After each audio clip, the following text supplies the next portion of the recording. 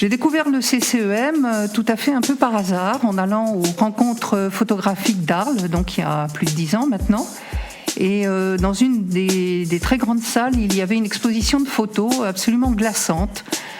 Des photos d'immeubles vides de toute personne, de tout habitant, et avec un cartel en dessous qui racontait l'histoire des jeunes femmes qui sont esclaves domestiques dans un des appartements de ces immeubles. À l'époque, je travaillais donc en formation continue des adultes et disons que j'ai été choquée parce que je découvrais qu'il y avait de l'esclavage professionnel en France. Les entretiens libres du CCEM. Bonjour, je m'appelle Michel, je suis au CCM depuis plus de 10 ans maintenant et je suis en charge de la formation, l'orientation professionnelle, toute aide concernant la recherche d'emploi auprès des bénéficiaires du comité. Alors au départ, je suis professeur de lettres certifiée, lettres modernes, donc j'ai travaillé comme professeur à l'éducation nationale, principalement au collège.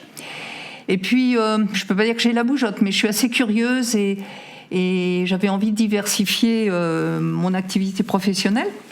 Alors, il y a eu des tours intéressants. J'ai travaillé pendant quelques années à la Cité des sciences et de l'industrie. Et là, j'ai rencontré des personnes qui travaillaient à la formation des adultes. Et quand ma mise à disposition s'est arrêtée au musée, bizarrement, j'avais pas du tout envie de revenir au collège. J'avais plus envie d'être prof.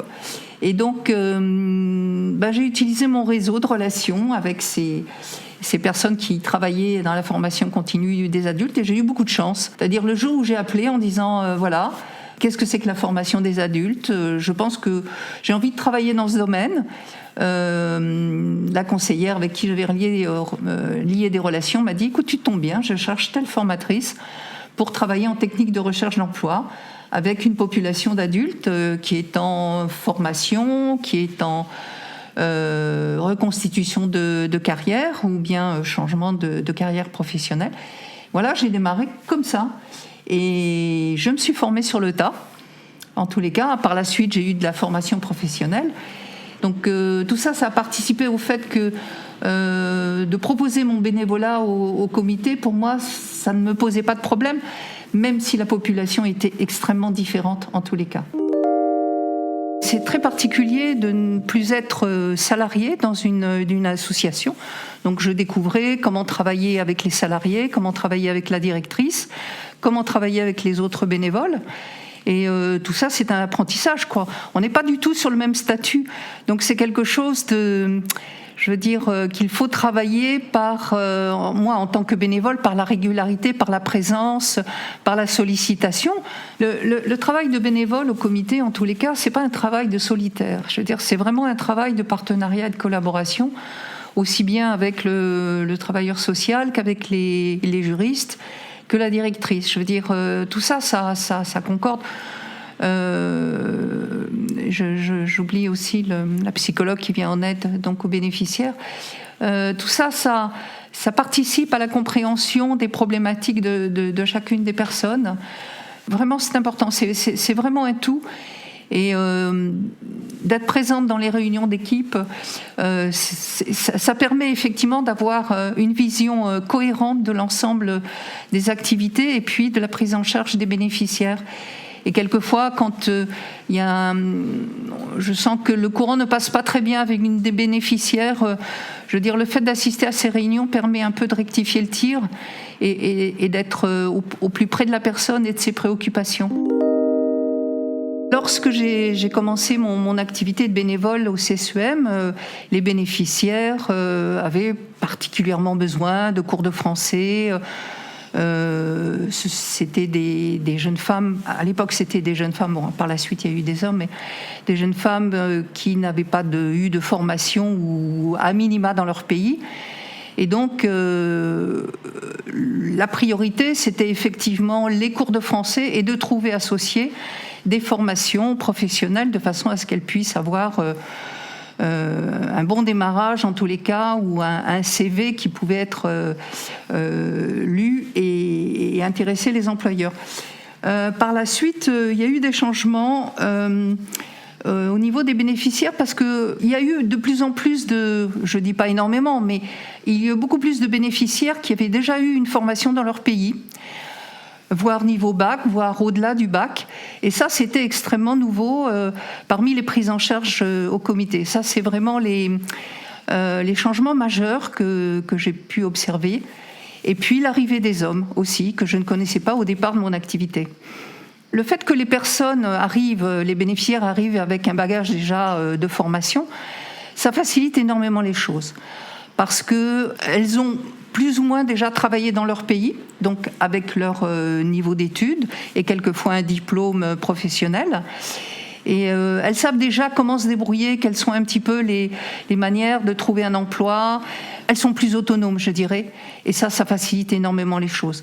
Et toutes les jeunes femmes que j'ai reçues pour faire leur CV, leur lettre de motivation, les relancer sur le marché de l'emploi, en fait, à l'heure actuelle, elles ont un emploi. Donc, un emploi dans leur fonction, enfin équivalent à leur fonction précédente dans leur pays, ou bien des emplois tout à fait différents.